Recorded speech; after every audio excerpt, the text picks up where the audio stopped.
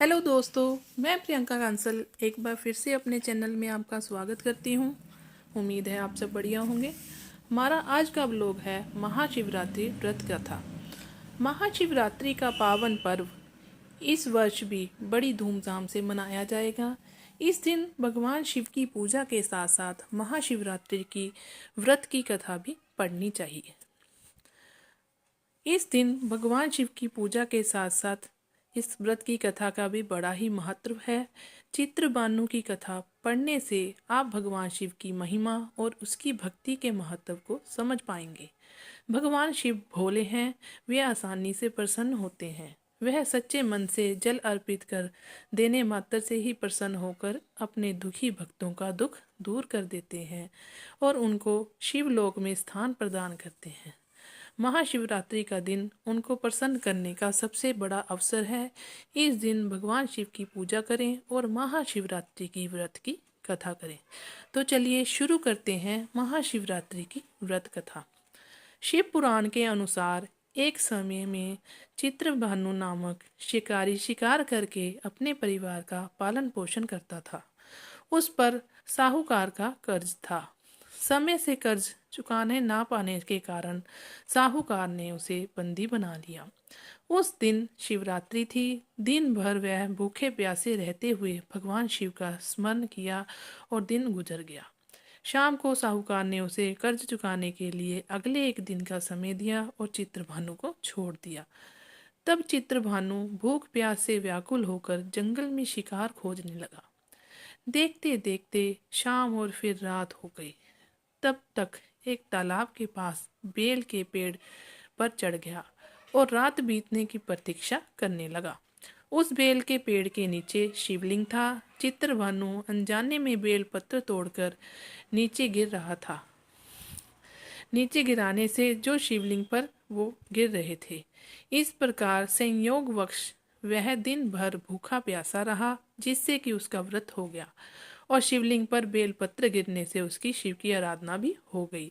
रात बीतने पर एक एक गर्भिणी हिरनी तालाब किनारे पानी पीने आई। तब वह धनुष बाण से उनका शिकार करने के लिए तैयार हो गया।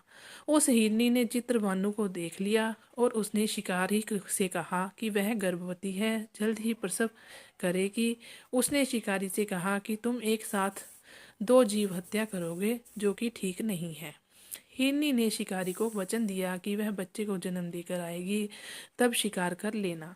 इस पर शिकारी ने उसे जाने दिया। इस दौरान चंत्या चढ़ाने लगी। ढीली करते समय कुछ बेलपत्र शिवलिंग पर गिरे। इससे प्रथम पहर की शिव की पूजा भी हो गई।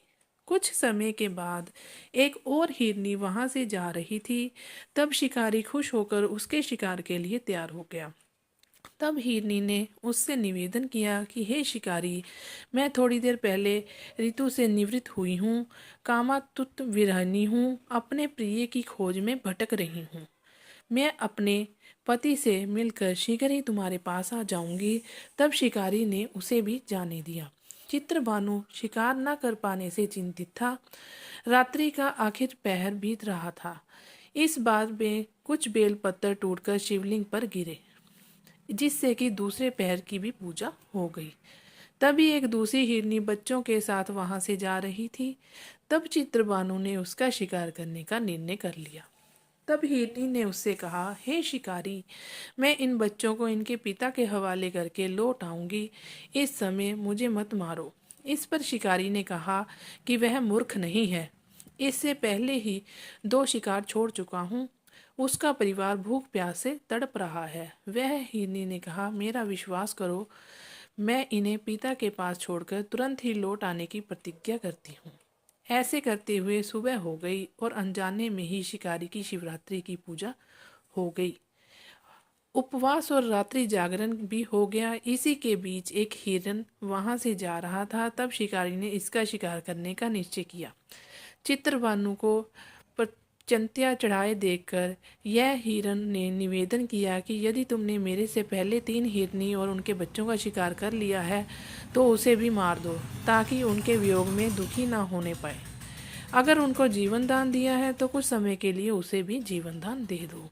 उनसे मिलकर मैं दोबारा यहाँ आ जाऊंगा। हिरण की बात सुनकर शिकारी ने मन में रात का पूरा घटनाक्रम सामने आ गया और उसने सारा घटनाक्रम हिरण को बताया। तब हिरण ने कहा कि वे तीनों हिरनी उसी की पत्नियां हैं।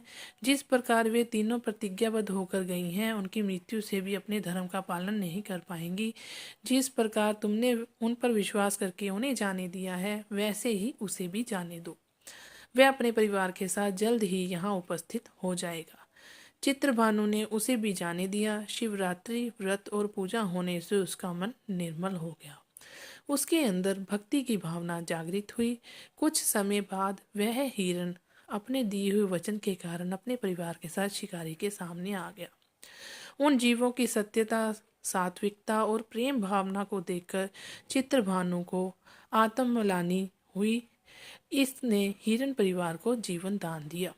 अनजाने में ही शिवरात्रि का व्रत करने से चित्रभानु को मोक्ष मिला और मृत्यु के बाद शिवगण उस शिकारी को शिवलोक ले गए। उम्मीद करती हूँ कि आपको हमारी ये शिवरात्रि की पौराणिक और प्रमाणिक कथा अच्छी लगी होगी। इसी बात पर भोलेनाथ की जय। और ऐसे ही हमारे चैनल को लाइक, शेयर, कमेंट और सब्सक्राइब करते रहिए। जय भोलेनाथ की।